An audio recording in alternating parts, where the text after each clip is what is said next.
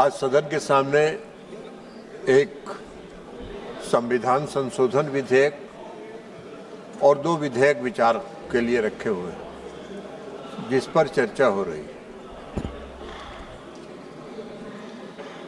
मैं इस आदरणीय प्रधानमंत्री जी के इस ऐतिहासिक पहल जो ये तीन विधेयक ला के उन्होंने सदन में किया है, मैं उसके समर्थन में खड़ा हूं और मैं उसका पूर्णतः समर्थन करता हूं।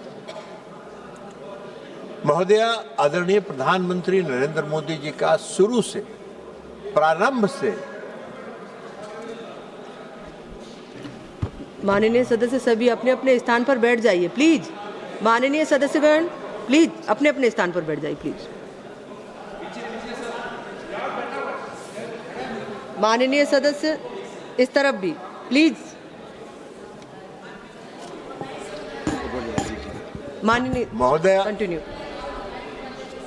महोदया, प्रधानमंत्री जी का शुरू से, प्रारंभ से एक विजन रहा है और वो विजन रहा है सबका साथ, सबका विकास, सबका विश्वास और सबका प्रयास। आज जो ये तीन विधेयक, संविधान संशोधन विधेयक और दो विधेयक जो सदन में लाए गए हैं, वो उसी दृष्टिकोण को ध्यान में रख के लाया गया है। महोदया, 50% महिलाओं की आबादी है और अगर 50% आबादी के प्रति न्याय नहीं करेंगे प्रधानमंत्री जी, तो उनका ये विजन पूर्ण नहीं होगा। और इसको ध्यान में रखते हुए आज आदरणीय प्रधानमंत्री मोदी जी ने यह लाया है। आज इसलिए लाया है उन्होंने कि जो कानून बनाने में आज पंचायतों में है, पंचायतों में 33% आरक्षण था, कई राज्यों ने 50% आरक्षण किया, मैं उस पर बाद में आऊंगा। लेकिन प्रधानमंत्री जी ने भी कल कहा और सारे गांव में इस बात की चर्चा है कि मैं पंचायतों में तो वर्षों से शासन चला रही हूं। इस देश का कानून बनाने में, राज्य के कानून बनाने में मेरी भागीदारी कब होगी?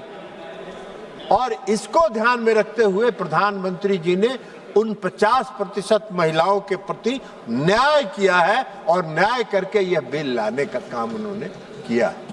आज आवश्यकता इस बात की है कि उनको कानून बनाने में सहभागिता उनकी सुनिश्चित होनी चाहिए। महोदया, प्रधानमंत्री जी ने संसदीय लोकतंत्र के इतिहास में दो ऐतिहासिक कदम उठाए। पहला ऐतिहासिक कदम उठाया उन्होंने 2023 में। 2023 में जब उन्होंने नारी शक्ति वंदन अधिनियम लाया, तो सबसे पहले उन्होंने अपनी मनसा इस देश के मातृत्व शक्ति के प्रति स्पष्ट कर दी कि मेरी मनसा है कि आप संसद में और विधानसभा में भी आपकी 33% भागीदारी सुनिश्चित हो। ये उन्होंने लागू करने का काम किया। तो दूसरा पहल, संसदीय लोकतंत्र के इतिहास में दूसरा पहल आज का पहल है, जो प्रधानमंत्री नरेंद्र मोदी जी ने उसको सरजमीन पर उतारने के लिए, उसको सच्चाई में परिवर्तित करने के लिए यह संविधान संशोधन विधेयक लाने का काम किया है। उनका प्रयास है, ये उनकी सोच है यह कि 2029 में जो लोकसभा का चुनाव हो, उसमें 33% महिलाएं इस सदन के सदस्य बने। और आप कल्पना कर सकती हैं महोदया, आप कल्पना कर सकती हैं कि 19वीं लोकसभा का परिदृश्य क्या होगा जब पूरी दुनिया देखेगी कि भारत के संसद में 33% महिलाएं आके बैठी हैं और वो उसकी भागीदार हैं। सरकार के कामकाज में वो भागीदार हैं, सरकार में उनकी सहभागिता है। यह काम ऐतिहासिक करने का काम उन्होंने किया और इसलिए, और इसी को ध्यान में रख के उन्होंने परिसीमन आयोग बनाने के लिए भी अधिनियम लाया। अब परिसीमन आयोग का क्या काम है? परिसीमन आयोग का काम है कि देश की आबादी के आधार पर विधानसभाओं में 50% सीट बढ़ा दी जाए। 50% अगर सीट बढ़ जाएगी तो स्वाभाविक तौर पर लोकसभा में भी सीटें बढ़ जाएगी और उसमें 33% महिलाओं को आरक्षण मिलेगा। इसमें कौन सा गुनाह है? इसमें कौन सी है? 2011 का सेंसस हो या 2023 का सेंसस हो, 26 का सेंसस हो, इसमें क्या अंतर पड़ना है? महिलाएं तो महिलाएं हैं, महिला एक समाज है और वो महिलाएं चाहे जिस वर्ग की महिला हो, महिला है। और महिलाओं के साथ न्याय में ये आनाकानी और जो रास्ता खोजने का काम किया जा रहा है, महिला विरोधी होने के लिए जो रास्ता खोजने का काम किया जा रहा है, उसका इस देश की महिलाएं उसका समर्थन कभी नहीं करेंगी। इस देश की महिलाएं, कल प्रधानमंत्री जी ने भी सचेत किया है, आपको बता देंगे, अभी ठहर जाइए थोड़ी ना, अभी अखिलेश जी को बताते हैं। तो इसलिए ये आ रहा है, अब विधानसभाओं में सीटें बढ़ेगी, लोकसभा में भी सीटें बढ़ेगी, तो इसमें क्या दिक्कत है भाई? इसमें कोई दिक्कत नहीं होना चाहिए। लेकिन मैं कल देख रहा था, मैं कल सुन रहा था कि माननीय सदस्य प्रियंका जी अभी किरण रिजिजू जी चले गए, नहीं तो और मेघवाल साहब हैं, किरण रिजिजू जी जा रहे हैं, हम उन्हीं को एक कोट करके उनको वो साबित करना चाहते हैं। उन्होंने कल भाषण दिया, उनका भाषण हम बहुत ध्यान से सुन रहे थे। उन्होंने 3-4 बातों का उल्लेख किया। पहली बात उन्होंने कहा कि जल्दीबाजी में क्यों लाई गई। 50% महिलाओं को आरक्षण देना जल्दीबाजी का कदम नहीं हो सकता है। 50% उनकी आबादी है और 50% उनकी आबादी है तो और उनको कानून में और संसद में, विधानसभाओं में बैठने का हक देने का अगर कोई कानून लाया है प्रधानमंत्री जी ने, तो वो जल्दीबाजी का कानून नहीं है। 2023 में यह का नारी शक्ति वंदन अधिनियम पास हुआ और आज 2026 है। 3 साल के बाद उसकी पूरी तैयारी करके और पूरे सोच समझकर यह बात कही गई है। उन्होंने क्या कहा? उन्होंने आगे कहा कांग्रेस पार्टी कभी नहीं होने देगी। अरे हम सबको मालूम है, इस पूरे देश को मालूम है कि किसी भी परिवर्तन को, किसी भी सामाजिक परिवर्तन को आप नहीं लागू होने देना चाहते हैं। आपकी मंशा बहुत साफ है, इसलिए आपने ये बात कही। अब ये बात अगर कांग्रेस का कोई दूसरा सदस्य कहता तो मुझको लगता कि चलिए भाई अनजाने में कह दिया हो, लेकिन कांग्रेस की टॉप लीडरशिप में श्रीमती प्रियंका गांधी जब ये बोल रही है सदन में कि हम इसको कभी नहीं लागू होने देंगे, तो मुझको आश्चर्य हुआ इस बात का कि ये कांग्रेस पार्टी की सोची समझी राजनीति है। ये उनकी रणनीति है कि कोई भी ऐतिहासिक कदम जो इस देश में क्रांति, जो सामाजिक क्रांति लाने वाला कदम है, उसका समर्थन कभी कांग्रेस पार्टी नहीं करेगी। यह उनकी मंशा स्पष्ट करती है। उन्होंने एक बात और कहा, उन्होंने कहा कि सर्वदलीय बैठक नहीं बुलाई गई। अखबारों में खबर छपती रही, अखबारों में खबर सुनते रहे और एक बैग सदन के में बिल लेके आ गए। अर्जुन मेघवाल जी, किरण रिजिजू जी चले गए, माननीय संसदीय कार्य मंत्री माननीय अर्जुन मेघवाल जी यहाँ बैठे हुए हैं, संसदीय कार्य मंत्री वो भी हैं। वो बताएं कि सर्वदलीय बैठक बुलाई गई थी कि नहीं। सर्वदलीय बैठक बुलाई गई थी और कांग्रेस पार्टी का प्रतिनिधि उस बैठक में शामिल नहीं हुआ, बार बार आग्रह करने के बावजूद। आपकी मंशा तो पहले से स्पष्ट थी, आपकी मंशा तो दिख रही थी कि आप कौन सा काम करना चाहते हैं। आप कोई भी सामाजिक क्रांति के कदम को समर्थन नहीं कर सकते हैं। हाँ, ये अलग बात है, मैं पहले भी कहा हूं, आज भी कह रहा हूं कि मोदी जी का चेहरा आपको पसंद नहीं आता है। अरे भाई, अगर मोदी जी का चेहरा आपको पसंद नहीं आता है और इस देश की जनता को पसंद आ रहा है, तो आपको क्या दिक्कत है? देश की जनता के साथ जुड़ जाइए और मोदी जी के चेहरा को न चाहते हुए भी कहिए कि वाह बहुत अच्छा है। तो ये काम तो करिए। उन्होंने क्या कहा? उन्होंने यह भी कहा कि यह संविधान संशोधन अगर पास होगा तो लोकतंत्र समाप्त हो जाएगा। क्या लोकतंत्र की परिभाषा बता रही हैं? अगर 50% आबादी संसद में बैठेगी तो लोकतंत्र कहां से समाप्त हो जाएगा? अरे लोकतंत्र समाप्त करने का प्रयास तो कांग्रेस पार्टी ने एक बार किया था, जो इस देश की जनता ने कांग्रेस पार्टी को उखाड़ के फेंक देने का काम किया, कांग्रेस पार्टी को नस्ताबूद कर देने का काम किया।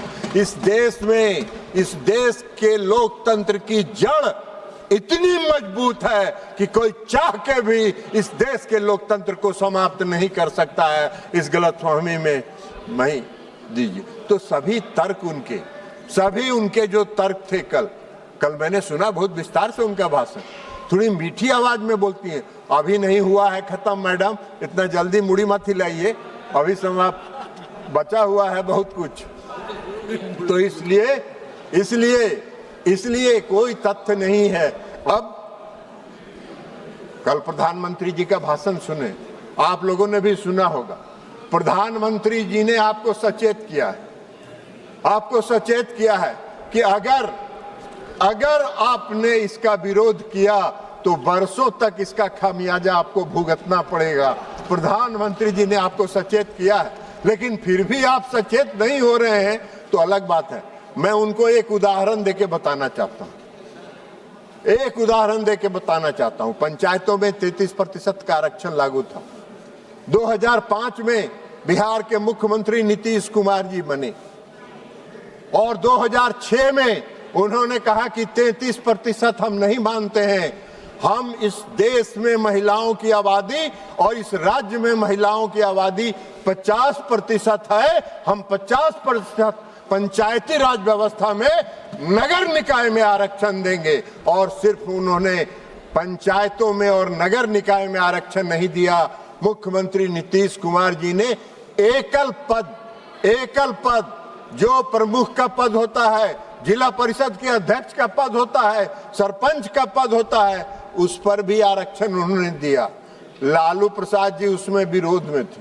एनडीए की सरकार थी, लालू प्रसाद जी ने उस नीतीश जी के फॉर्मूले का विरोध किया और आज तक उनको खामियाजा भुगतना पड़ रहा है। आज तक बिहार की जन एनडीए, मैंने देखा है बिहार के एनडीए के साथ वहां की महिलाएं 100% खड़ी होती हैं। आप इस बार के चुनाव का वोट निकाल के देख लीजिए। अखिलेश जी, हम आपको कहेंगे, मेरे मित्र हैं, उनसे सचेत रहिए, उनके चक्कर में मत पड़िए, उनके चक्कर में पड़ के वो गायब हो चुके हैं। इस बार के विधानसभा के चुनाव का आप रिजल्ट देखिए। 84 ऐसी सीट है जिसमें पुरुषों से 10% ज्यादा महिलाओं का वोट गिरा है और एनडीए के पक्ष में गिरा है। ऐसा क्यों अन्याय कर रही हैं आप मैडम? अन्याय मत करिए, आप ऐसा अन्याय मत करिए। मेघवाल जी कह रहे हैं कि कुछ उनकी पार्टी का टाइम दे दीजिए इधर। बोलिए मेघवाल जी। अब 2023 से मातृत्व शक्ति इंतजार कर रही। 2023 में जब नारी शक्ति वंदन अधिनियम आया, उस समय से इस देश की मातृत्व शक्ति इंतजार कर रही है कि मुझको कब मौका मिलेगा। और जब प्रधानमंत्री जी ने आज उनको मौका दिया तो आप विरोध में खड़े हो गए। अरे ऐसा क्या है? और आज जो प्रधानमंत्री नरेंद्र मोदी जी ने इस सदन में जो बिल लाया है, उनके नेतृत्व की सरकार ने, वो उसी भावना को जो मातृत्व शक्ति 2023 से इंतजार कर रही है, उसकी उस भावना के अनुरूप, उसकी भावना को संतुष्ट करने के लिए उन्होंने इस संविधान संशोधन विधेयक को लाया है इस सदन में। और इसलिए हम विपक्ष से अपील करेंगे, हठ धर्मिता छोड़ दीजिए, हठ धर्मी मत बनिए, रास्ता मत खोजिए, इधर उधर बाएं दाएं जाने का रास्ता मत खोजिए। अगर आपने विरोध किया तो प्रधानमंत्री जी ने जो कहा है सच कहा है। अगले 20-25 वर्षों तक आपको उसका खामियाजा भुगतना पड़ेगा। जैसे लालू प्रसाद जी 2005 से 2026 तक खामियाजा भुगत रहे हैं और आप क्या बात करिए। कल प्रियंका जी बोल रही थी, आपने क्यों नहीं पास कराया? अरे प्रियंका जी, अटल बिहारी वाजपेयी जी की सरकार ने इस सदन में 4 बार यह प्रयास किया कि महिला आरक्षण विधेयक पारित हो। आप विपक्ष में थे, आपने समर्थन नहीं किया और उसके कारण यह बिल पास नहीं हो पाया। तो इसलिए हम आपसे अपील करेंगे कि आप इस चक्कर में मत पड़िए। अखिलेश जी हमारे मित्र हैं, इस चक्कर में मत पड़िए, उनसे झटका मारिए और अगर उनके साथ सटे रहिएगा तो बिहार में इनका क्या हाल हुआ है मालूम है ना? 27 से 19 से 6 और उस 6 में भी 3 गो बाहर निकल गया है, अभी 3 गो बचे हैं। तो इसलिए इनका हसरोई होने वाला है। तो इसलिए इन्हीं शब्दों के साथ मैं इस संविधान संशोधन विधेयक का और जो अन्य विधेयक आए हैं मैं उसका पुरजोर समर्थन करता हूं और प्रधानमंत्री जी को इस बात के लिए धन्यवाद देता हूं, आभार व्यक्त करता हूं कि आपने 50% की आबादी के साथ न्याय करने का काम किया। ये इनको अगर भगवान सुबुद्धि दे, इस वर्ष से हम यही प्रार्थना करते हैं, भगवान इनको सुबुद्धि दीजिए ताकि जो आने वाले दंश हैं वर्षों तक उससे ये बच सके। बहुत बहुत धन्यवाद।